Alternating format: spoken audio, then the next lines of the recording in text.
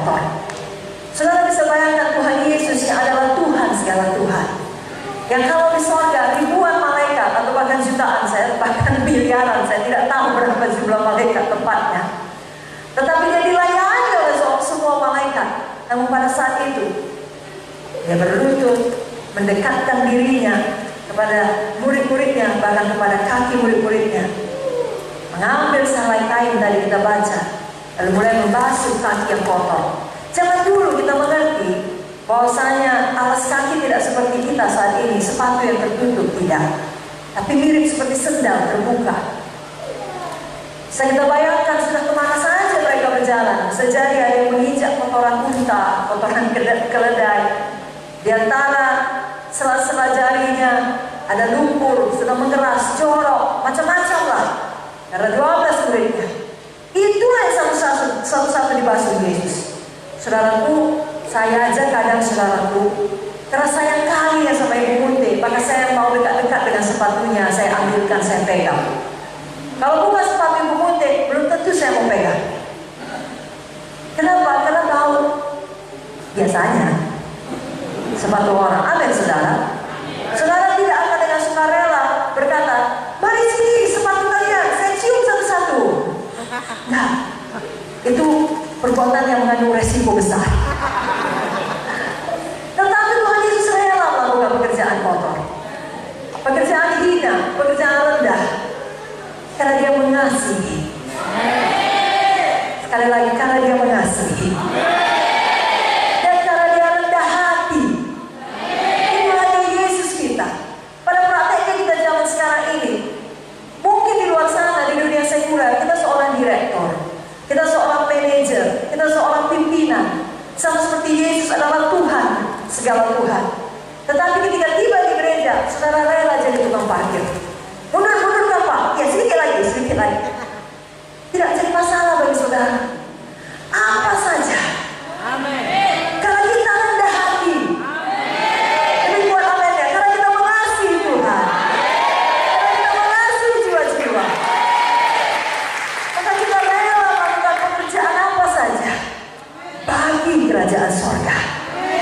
Dalam buku Matius 11 ayat 29 dikatakan, belajarlah kepadaku, pikulah karena aku lemah lembut dan rendah hati.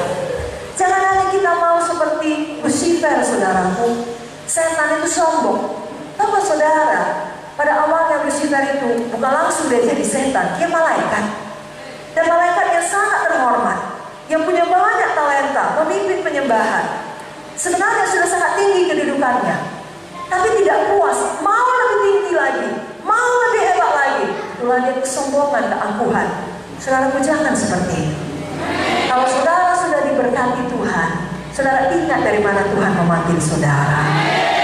Kalau saudara sudah diberkati Tuhan, justru saudara semakin rendah hati, semakin rela melakukan pekerjaan bagi kerajaan sorga.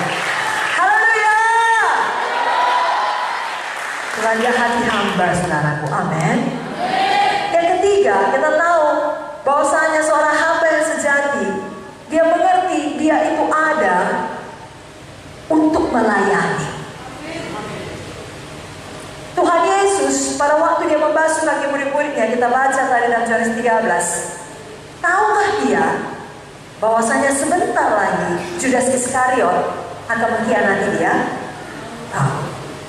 Dia Tuhan yang Maha tahu. Tapi dia tidak membiarkan itu sebagai halangan bagi dia untuk melayani Judas Iskariot. Dia tidak, sini Simon kubasuh, sini Andreas kubasuh, tiba Judas, oh tidak usah, kau sebentar lagi mau mengkhianat di sana. Aku tak mau melayani kau. Ayo selanjutnya yang lain. Tidak, saudara.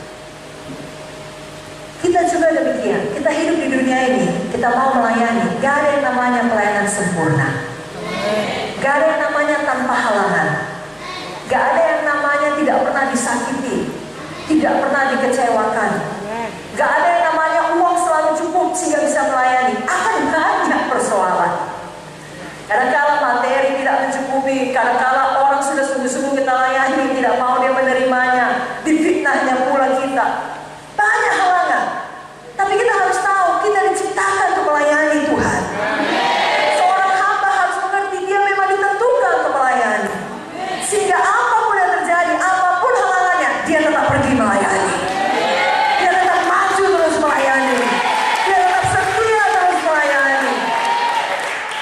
sebenarnya ya kaum bapak khususnya yang mencari nafkah bagi keluarga, juga kaum ibu yang bekerja mengerti prinsip ini, apalagi bagi single mother. Mau berapa berat pun, kalau namanya mencari uang untuk anak, semua dikerjain. Gak senang pun dengan pekerjaan itu, demi supaya anak bisa sekolah, kan dikerjakan. Kalau untuk dunia pun kita demikian, seharusnya demikian untuk Tuhan. Jangan kalau ada sedikit persoalan, gak mau lagi beribadah, gak mau lagi melayani, udah sakit kali kurasa, berat kali, banyak kali tantangan, diejek, dan lain sebagainya. Saudaraku semua harus mengerti, saya dan saudara diselamatkan Tuhan untuk menyelamatkan orang lain lagi. Tadi firman Tuhan dari buku yang mengatakan kita dipanggil untuk menginjil, kita dipanggil untuk memuridkan. Haleluya! Sama seperti Tuhan Yesus, walaupun dia tahu dia akan dikhianati, dia tetap melayani. Karena kalau walaupun saudara tahu